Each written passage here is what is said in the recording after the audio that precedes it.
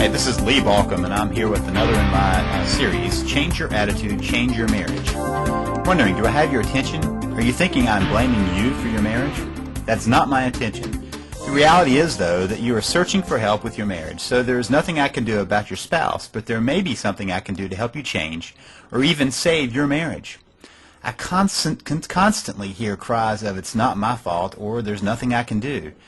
That misses the fact that in any situation there are two sides contributing to the problems at hand. It may be that your spouse is the primary problem, but honestly, I always see that there are two sides. In fact, I've come to see your relationships like algebra. No math lesson here, as it is certainly not my favorite subject, but I want to make a point. In algebra, there are always two sides to an equation, and both sides are held together by an equal sign. One side must equal the other. Make a shift on one side, and you must make the same shift on the other side. In other words, both sides must be kept balanced and equal. The same is true in marriage. If one person makes a shift, the other person must make a shift, just to keep the relationship equation in balance. You may have already tried making shifts and become increasingly frustrated that you can't seem to do anything that makes a difference. I would submit to you that there is one fundamental shift you can make that will change the relationship: your attitude. One of my favorite writers was Viktor Frankl, survivor of the concentration camps, and my favorite quote from him is, "The one thing you can't take away from me is the way I choose to respond to what you do to me. The last of one's freedom is to choose one's attitude in any given circumstance." Let me read that again. "The one thing you can't take away from me is the way I choose to respond to what you do to me. The last of one's human freedoms is to choose one's attitude in any given circumstance." We tend to give up that freedom. We allow the other person to change and affect our attitude. Often in the midst of a crisis, we find that we have lost our natural attitude and have become something we are not.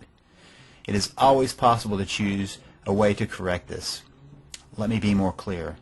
You can choose your attitude. If you do not, the attitude will choose you, and it will likely be negative, short-sighted, egocentric, and incorrect.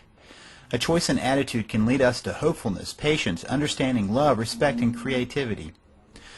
Let's talk about some attitudes that you may want to adopt that will help you move forward in your search to improve your marriage. First, the attitude of forgiveness. We can choose to take on an attitude of forgiveness and simply let our spouse off the hook for every small transgression. Now, I'm not saying that you just forget the major issues. In fact, forgiveness is not about forgetting. It is not allowing the actions to hold you emotionally hostage anymore. It's getting the actions out of your emotions. More specifically, forgiveness is letting go so that you do not have to carry it around. Too often it is the small issues that do not do the most damage, and the daily slights, the little things that happen that our spouse does to us that hurts our feelings, are what build up until we no longer see the person as who they are, but see them as someone who's despicable. An attitude of forgiveness is choosing to forgive so that you do not keep carrying forward the hurts and the resentments that continue to fester in a relationship and end up destroying it. Another attitude is the attitude of acceptance. What would it mean to accept your spouse just like he or she is? No more attempts to change, either directly or by manipulation, your spouse into what you want. You simply accept him or her for who he or she is. That would be a great gift, and it's the start of true love. Unfortunately, oftentimes we want to be accepted for who we are while we try to change the other person, and I'm suggesting that you adopt an attitude of acceptance of the other person. Another attitude we can adopt is the attitude of respect. Now let's face it, when we live intimately with someone, we see them at their weakest. Sometimes we see only the weaknesses and stop seeing the greatness. We, in essence, lose respect. But what if you focused on their strengths, their gifts, even their quirkiness, and decided to extend respect? That may revolutionize your relationship. Another attitude is of civility. I was recently listening to a recording about providing good customer service. The expert suggested you remember what has been done to you.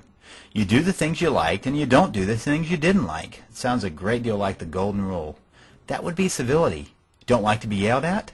Don't yell. Like to be treated lovingly? Treat lovingly. You get the idea. So if you want to change your attitude, if If you want to change your marriage, start with your attitude. You can probably think of many other attitudes you could choose. Go do it. Transform your marriage. If you want to learn more about saving your marriage, go now to www.savethemarriage.com